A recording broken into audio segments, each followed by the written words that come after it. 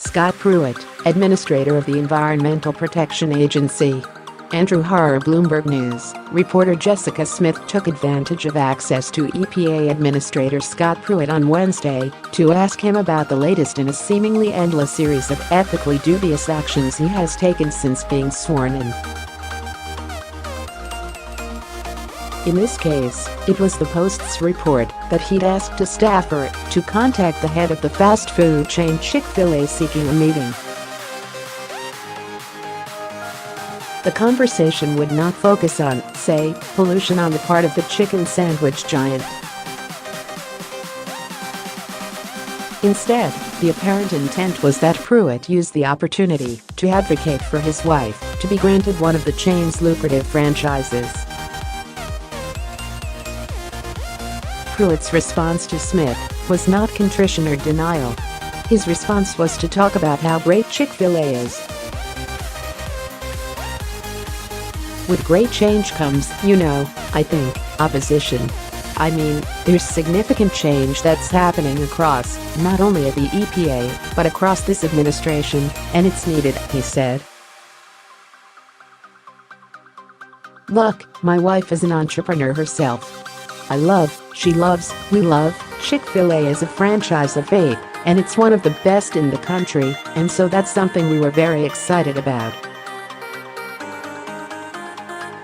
So, we need more of them in Tulsa, and we need more of them across the country. There are 2 ways in which Pruitt's request probably violated federal rules, Lawrence Noble, former general counsel of the Federal Election Commission, told me by phone on Wednesday afternoon. The first is that federal regulations prohibit Pruitt, or any other federal employee, from asking his staff to do personal work for him. The idea here is when you have an employee working for you, when you have a subordinate working for you, when you're in the government, you may not ask that subordinate to do anything outside of their regular job because there's an inherent coercion in your position, Noble said. Such requests are explicitly barred in the statute. It doesn't matter if he'd asked his staffer to do it on her private time, it's still coercion. If the staffer completed the request during work hours, of course, the issue is more severe. By doing that, Noble noted, they're using government resources for his or his wife's personal benefit. A violation of that prohibition probably happened anyway, Noble pointed out. Pruitt was allegedly using his official position to ask for a private benefit for his spouse.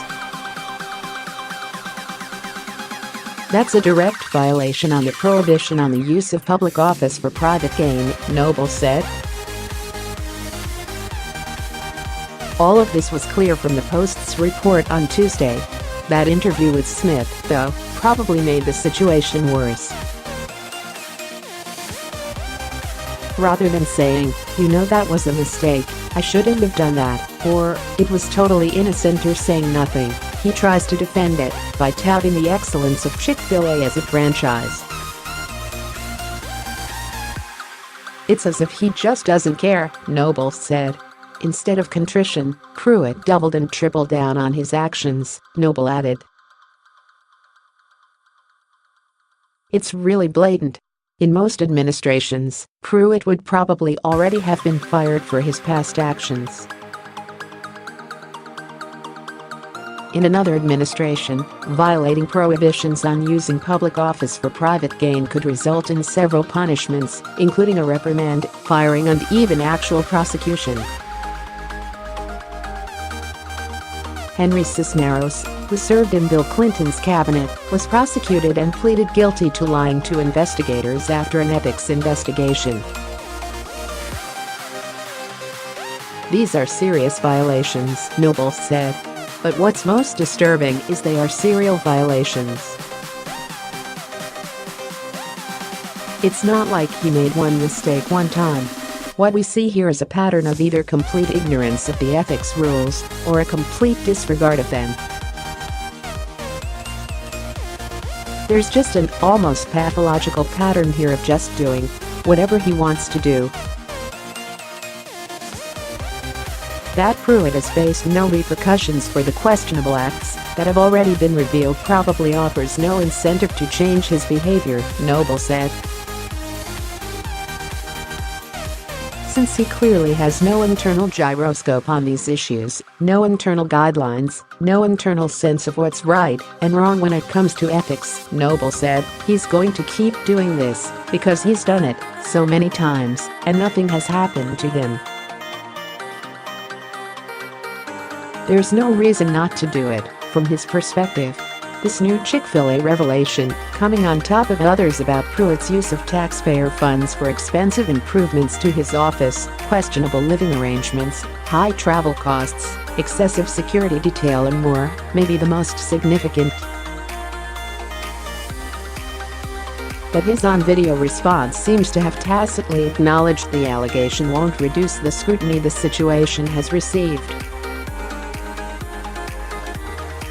Noble joked about Pruitt's response to Smith and the change the administrator said had come to Washington. It may be true that the great change is a total lack of ethics, Noble said, but I think he probably meant it in a different way. This article was corrected to fix Noble's identification.